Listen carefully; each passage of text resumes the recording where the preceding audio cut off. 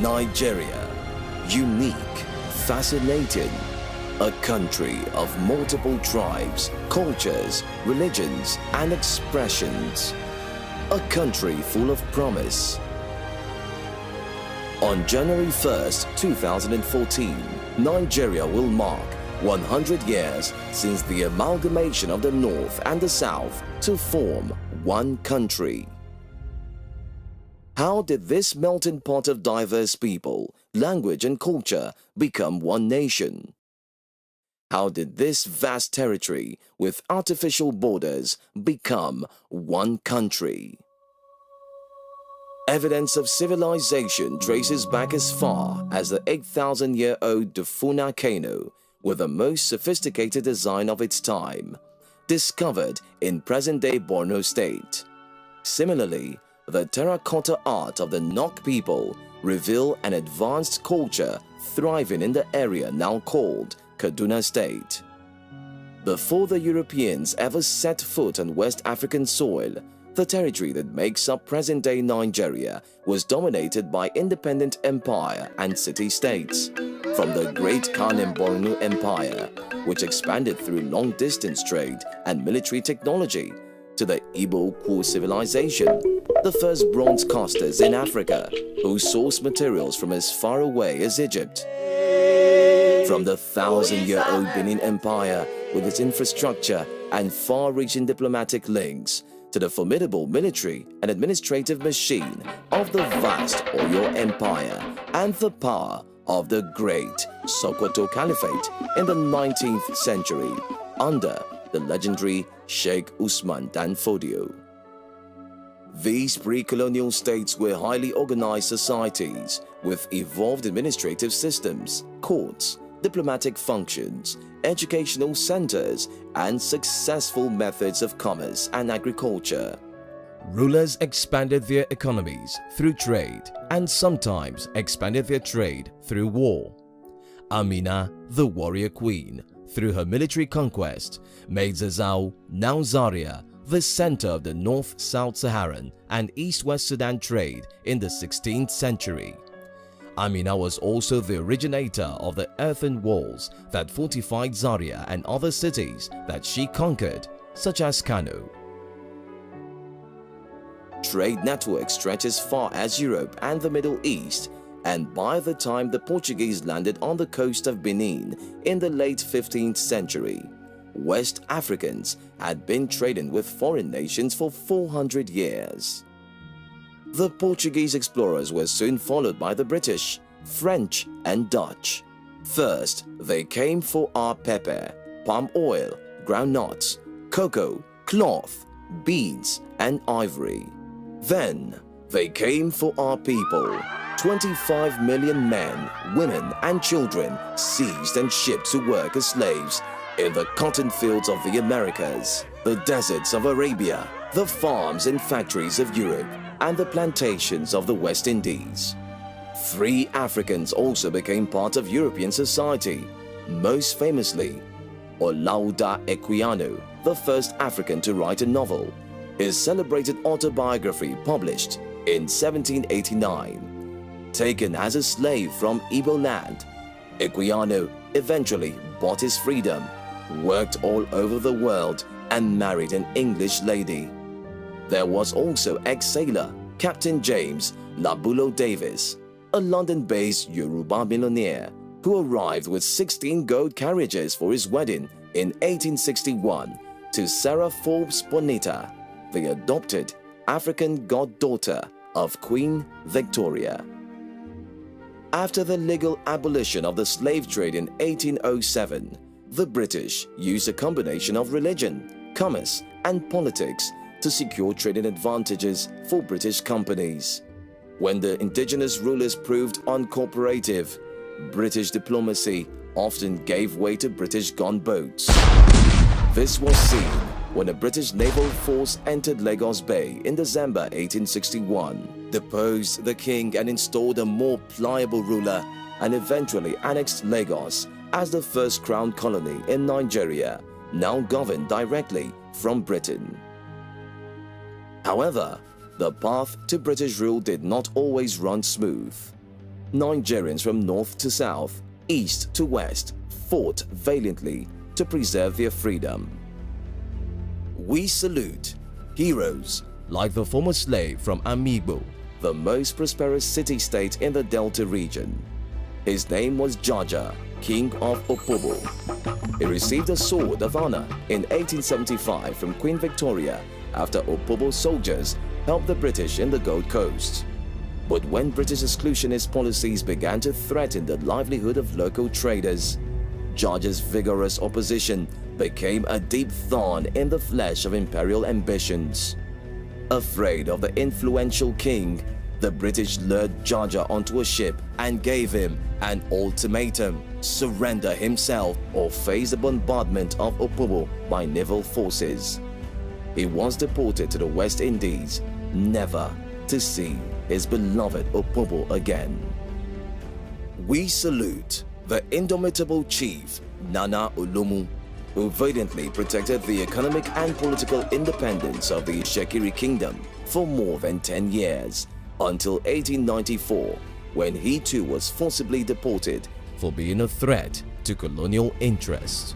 We salute the great Oba Ovarami of Benin, who resisted British attempts to take over his trade routes, even banning them from entering his territories. In 1897, after a punitive expedition to Benin, the great Oba was forced into exile in Calabar, while the British regiment looted the ancient city's priceless treasures. Nigeria is still negotiating for their return today. We salute the brave Ekumeku resistance movement, a secret army of thousands of Igbo warriors who used conventional and innovative guerrilla warfare to take down Royal Niger Company outposts in the southeast. Even as late as 1909, the Ekumeku were instrumental in defending the town of Ogwashiuku from colonial invasion.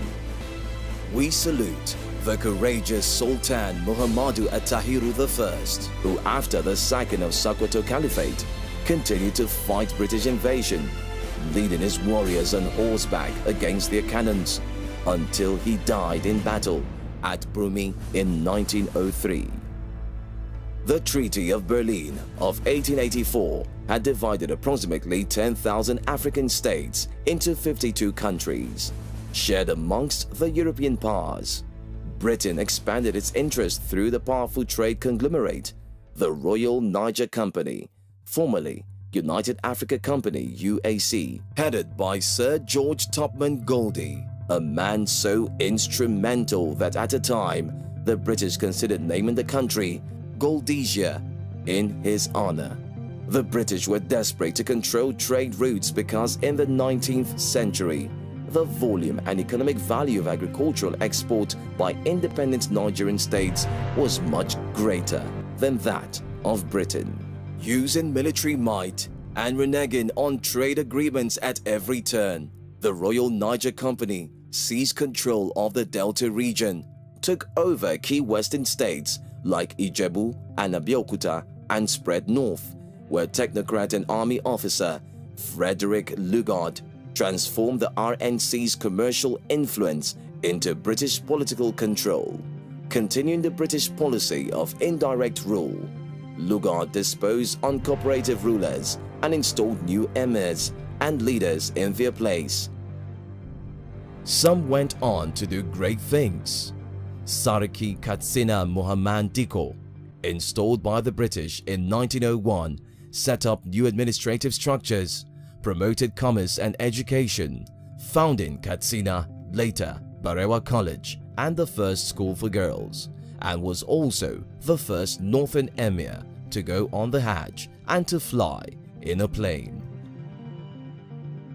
In 1900, Calabar became the capital of the new protectorate of southern Nigeria, while Zungeru became capital of the new protectorate of northern Nigeria. In 1906, the Lagos colony and the protectorate of southern Nigeria were merged, with Lagos as the capital. Between 1900 and 1914, the protectorates made impressive economic gains, all of which now went to the British Empire. The cocoa and granite trade were booming. tin and coal were discovered in Jos and Enugu respectively. The Lagos-Kano railway lines were built, and the construction of a port in Ikwere, Port Harcourt expanded the export trade. These new opportunities were exploited by astute Nigerians like wealthy granite trader Alhaji Al-Hassan Dantata, multi-millionaire transport and shipping magnate Sir Louis Odumegu Ojukwu, who later became founding member and first president of the Nigerian Stock Exchange, and Candido da Rocha, who made a fortune selling water and whose former mansion in Lagos still stands, fittingly named Waterhouse. A growing crop of Nigerian professionals had also emerged, from trailblazers like the first Nigerian doctor, Nathaniel King, who qualified in 1875, and the first lawyer, Christopher Sakpara Williams, called to bar in 1879, to George Adebayo Agbebi, who qualified as the first Nigerian engineer in 1911, and Miss Oreoluwa Green, the first African female pharmacist. Some became political leaders like England-educated Prince Bassey Duke Ephraim, who led a delegation of the Calabar people to London in 1913 to make representations on land tenure reform. This professional class became the forefront, a new nationalist movement led by Herbert Macaulay, grandson of the first African bishop, Samuel Ajayi Crowther, who raised political awareness through his newspaper, the Lagos Daily News. On January 1, 1914, Britain amalgamated the two protectorates, spanning 330,000 square miles, into one Nigeria. The creation of Nigeria was no random accident or political whim. As now Governor General, Lugard stated in his amalgamation speech, His Majesty's government, after long and mature consideration, arrived at the conclusion that it would be to the great advantage of the countries known as Southern and Northern Nigeria that they should be amalgamated into one government, conforming to one policy and mutually cooperating for the moral and material advancement of Nigeria as a whole. Amalgamation changed the way we as Nigerians saw ourselves. It inspired those who believed in the possibility of a different future, and who in turn inspired the men and women that drove that train of self-determination to its final stop at independence. And along this journey, we became truly Nigerian. Not just in name, but in our hearts. In the course of our rich history, we have seen the heights of greatness and the depths of cruelty. We have seen the birth of new civilizations and the death of ancient empires. Our testimony is this: we were beaten, but never broken, subdued, but never conquered. Today, we are many, yet we are one people, one nation, forever united by a shared struggle, a common heritage, and a bright future. We are Nigerians.